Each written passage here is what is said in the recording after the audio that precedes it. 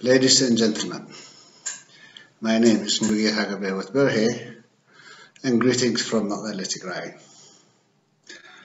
I am grateful to the organizers of the Tigray event for organizing it and also inviting me to the panel.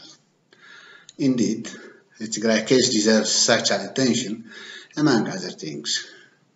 The concept for the panel gave me a wide latitude in choosing my talking points, and I opted to talk on some points on the narrative of the war in Tigray and the lessons the Tigrayans should take from it.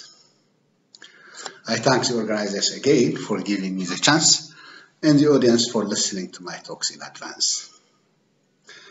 I begin my talk with trying to answer on how and why did we arrive here as Tigrayans. The war in Tigray has tested the very existence of its people. We Tigrayans have faced a campaign of extermination through massacre, expansion, rape, and starvation. Many have perished, many more are suffering, and we all are traumatized. As a people, our existence is still at stake. Some parts of Tigray are still under the occupation of foreign forces and their Ethiopian allies. Any land and air transportation to Tigray and out of Tigray is closed. Tigray is completely cut off the national electric grid system, and there is no telephone and internet connection in Tigray. Shortage of food and medicine is killing thousands every week, as the Ethiopian government and its Eritrean ally have successfully blockaded any passage for humanitarian aid. The whole world is watching the genocide in Tigray, with little effort to stop it. It was visible for us, Tigrayans, the development of a hostile attitude against us following the ascent of Abiy Ahmed to power. Abiy's massive and coordinated media campaign against Tigrayans in a year's time already began to bear fruits by evicting tens of thousands of Tigrayans from all corners of Ethiopia, ransacking their property. The road connecting Tigray to the center of the country via the Amhara region was blocked for over a year, leading to the beginning of the war. Abiy Ahmed's rapprochement to Eritrea was already clear that it had hostile anti-Tigrayan motivations. Hostilities from Asmara to Tigray continued while senior security officers of both countries frequented back and forth travels to both capitals, along with frequent joint visits to Bahadar and Gondar for undisclosed purposes. The ruling elites of Tigray knew that some sort of military confrontation was coming, but they never thought that this would be in the scale they faced. The time they learned about the full preparation and plan of the intended military attack was too late for them to prepare for it. It was obvious that a long and devastating war was coming, and the rulers of Tigray were only reacting to developments rather than engaging for a longer preparation. For example, a few weeks to the offensive, the NDF decided to dissect the Northern Command into two commands for effective coordination of the attack with the Eritreans. It also decided to replace the leadership of the Northern Command by officers familiar to the plan for the Tigray war. The regional government had to stop them, citing the violations of the procedures of the army for such bigger decisions after learning of the details of the plan for the attack. A week to the start of the war, Tigray learned that most of the army of the Southern Command began mobilizing to directions of Southern Tigray via the Amhara region, and most of the forces of the Eastern Command began mobilizing to the eastern side of Tigray via the Afar region. In a similar tone, the Eritrean Defense Forces called on its reservists, their units, and massively mobilized its army divisions to the borders of Tigray, of Eritrea to Tigray, waiting for the hour for the attack to begin. Tigray decided for a preemptive operation on the Northern Command, a day before the beginning of the concerted military campaign. The actions on Northern Command was a mixture of political and military actions.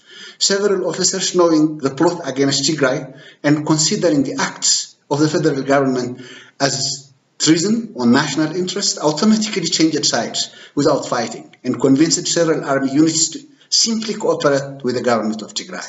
Some who were part of the covert planning resisted surrender and decided to fight, thus calling for limited military action. The action on the Northern Command, over and above weakening the capacity of the regime, particularly its mechanized capacity, helped delay the speed and immediate impact of the planned military attack. Furthermore, it enabled Tigray to have access to arms, which had a serious impact on the amount of casualties it inflicted on the force of aggression. Despite this, however, the Tigrayans were overwhelmed by the joint campaign of the coalition of forces that were mobilized at their full capacity. The whole army of the ANDF was mobilized to the war. The Amhara regional state mobilized its special force, Polish force, that was over 20,000 strong to the war, along with an assortment of special forces and militias from the other regional states of Ethiopia. 38 of the 45 divisions of the Eritrean Defense Forces mobilized to the war in the first weeks and later mobilized in full to the war. Most devastating was the deployment of the armored unmanned aerial vehicles or drones of the United Arab Emirates alongside the Ethiopian Air Force, targeting command control and firepower of the TDF with reasonably effective results. This development forces the TDF to focus on protecting its core force and work towards a full preparation for a full war. The peasants of Tigray, who observed the intent of the military campaign as manifested in its indiscriminate attacks on civilian lives and properties, began positively responding to the calls of their government for mobilization. They knew that the threat was an existential one. The force of aggression took their produce and their animals and burned and killed whatever they could. The joint forces ransacked whatever public and private social and economic infrastructure and dismantled their food security system. They raped their mothers, wives, and daughters, often in front of them and accompanied by humiliating insults. In response to these actions, the whole people of Tigray turned every corner of Tigray into a point of resistance. TDF, in a very short period of time, built an army, rebooted its armed struggle military strategies and tactics, and defeated its enemies and liberated most of Tigray in one of the most astounding feats of arms in history. In a matter of 8 months, the ANDF lost most of its divisions and armament to the TDF and left the capital of Tigray, Mekelle, in a hasty retreat. The TDF followed and crushed most of them, the remaining in the Amhara and Afar areas proximate to the Tigray region. The ANDF lost the war in June. Rather than recognizing the iron logic of the battlefield and seeking to negotiate, Abiy chose to fight on. With or without any external support, we are sure that this atrocious war will be left behind, like all other similar wars. But the war thus far has left the Tigrayans with huge lessons. Their survival will, number one, their survival will only come out of their struggle and resistance, and will absolutely owe nothing to the international community, as it all collectively and individually failed to stop the genocidal war in Tigray. 2, until all of them, including the UN Security Council and the EU Peace and Security Council, begin to reckon with their moral failures over Tigray, they will have little leverage over what the Tigrayan people decide to do. There is a chance for these international organizations to begin reckoning with themselves by forcing the government to immediately open access for humanitarian operations and the resumption of essential services. These are not issues for negotiation, as they are simply crimes against humanity. The international community can also do enough to the removal of Eritrean forces from Tigray and the return of the borders of Tigray as they existed prior to the outbreak of the war. Tigray will want to negotiate for a comprehensive ceasefire and a final political settlement. Its experience has now shown it that it should have a referendum under which its final status as an independent state or as a member of the Ethiopian Federation is to be determined. Up until the modalities and institutions for such an internationally recognized referendum is in place, it will look into a transitional government arrangement whereby it is allowed to retain its security forces up until the political fate of Tigray is determined by a referendum, whereby all forms of crimes are investigated by an independent body and justice to be served to the victims and the perpetrators to be tried in an internationally accepted standard, whereby Tigray is allowed access for international assistance, access in a direct way. But the situation also poses some long-term lessons for Tigray following the developments it led to the war.